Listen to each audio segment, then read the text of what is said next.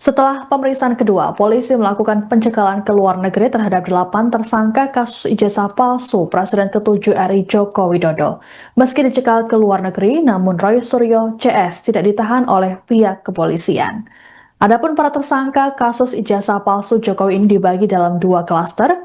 Klaster pertama terdiri dari Egy Sujana, Kurnia Tri Rohyani, Damai Hari Lubis, Rustam Effendi, dan Muhammad Rizal Fadilah. Kemudian klaster kedua yaitu Roy Suryo, Rismon Sianipar, dan Tifauzia Tiasuma atau Dr. Tifa. Kabid Humas Polda Metro Jaya, Kombes Pol Budi Hermanto mengatakan para tersangka tak ditahan dalam proses hukum berjalan. Berdasarkan pertimbangan penyidik, Roy Suryo CS dikenakan wajib lapor seminggu sekali. Terkait alasan tidak ditahannya para tersangka ini di Reskrim Polda Metro Jaya, Kombes Pol Iman Imanuddin sebelumnya pada Kamis 13 November memberikan penjelasannya. Iman mengatakan bahwa penyidik menjunjung tinggi asas-asas sebagaimana diatur dalam undang-undang terkait pemeriksaan para tersangka. Tidak ditahannya para tersangka karena mereka mengajukan ahli dan saksi yang meringankan. Adapun ahli yang diajukan oleh Roy Suryo berasal dari berbagai disiplin ilmu, yaitu ahli linguistik forensik UPI Bandung, Aceng Ruhendi Syaifullah, ahli pidana Universitas Indonesia, Ganjar Laksamana Bonaprata Bondan, ahli pidana Universitas Trisakti, Asmi Syahputra, dan ahli teknologi informasi Universitas Airlangga, Henry Subianto. Kuasa hukum Roy Suryo CS Ahmad Kozinudin dalam keterangan pada Kamis kemarin menyatakan pengajuan saksi dan ahli dianggap bisa menyeimbangkan proses penyidikan. Menurutnya, kehadiran saksi dan ahli dari pihak tersangka penting untuk memberikan perspektif lain dalam pemeriksaan. Dalam kesempatan yang sama, Ahmad menegaskan pihaknya enggan berdamai dengan pihak Jokowi terkait dugaan ijazah palsu. Ahmad berujar langkah damai telah tertutup karena ijazah Jokowi diyakini pihaknya adalah palsu. Sementara itu Roy Suryo santai saat menanggapi pencekalan terhadap dirinya dan tersangka lain ke luar negeri.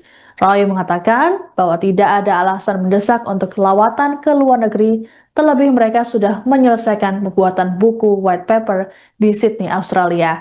Ia memastikan tetap bisa menjalankan aktivitas seperti biasa selama masa wajib lapor ke polisi. Kami mengupdate beberapa hal dan nanti juga ada dua agenda yang kami lakukan di Polda Metro Jaya sehubungan dengan ditingkatkannya penyidikan ini dengan status ada tersangka begitu. Yang pertama, kami mohon maaf karena saat Pak Roy, Pak Rismon pulang dari pemeriksaan dan tidak tahan, kami belum sempat mengupdate konferensi pers saat itu. Yang jelas yang pertama kami ucapkan terima kasih kepada seluruh rakyat Indonesia yang mendukung klien kami, Pak Rismon, Pak Roy, dan yang lainnya. Juga kawan-kawan media karena telah mendukung amplifikasi perjuangan pendampingan Pak Roy untuk membongkar ijazah palsu Saudara Joko Widodo dan Pak Rismon juga yang lainnya.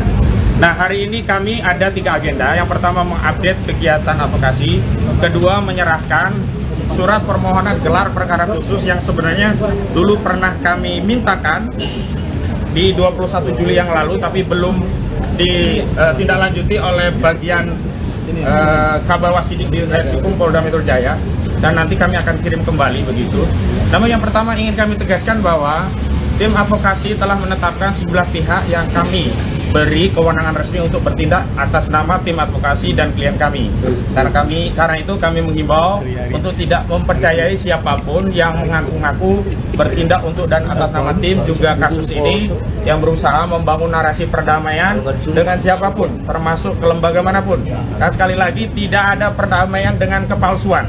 Tidak ada perdamaian dengan kebohongan, tidak ada kepalsuan dengan ketidakjujuran.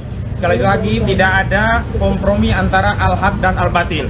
Sehingga kami tegaskan kepada seluruh rakyat Indonesia, Pak Rismon, Pak Roy, dan yang lainnya tetap membersamai aspirasi seluruh rakyat Indonesia yang ingin membuka kasus ini sampai tuntas ke akar-akarnya. Jadi kalau ada pihak-pihak yang mengaku punya kepentingan, punya kapasitas atau mengaku juru bicara atau apapun, termasuk kemarin kami komplain Saudara Faisal Assegaf yang tiba-tiba bicara tentang perdamaian, juga Prof. Jimli Asidiki yang bicara tentang mediasi karena ini kasus pidana, bukan kasus perdata. Kemarin waktu saat kasus perdata, Saudara Joko Widodo berulang kali di mediasi justru tidak pernah hadir. Hari ini di kasus pidana yang Saudara Joko Widodo sendiri melaporkan, maka Saudara Joko Widodo harus masuk ke pengadilan. Jadi jangan kemudian membangun narasi untuk mediasi di kasus pidana. Dan kepada tim reformasi Polri, khususnya Komisi Reformasi Polri, semestinya fokus ngurusi institusi Polri, baik mengawasi tentang kinerja, kebijakan, anggaran, SDM, institusional, bukan sibuk ngurusi ijazah Jokowi.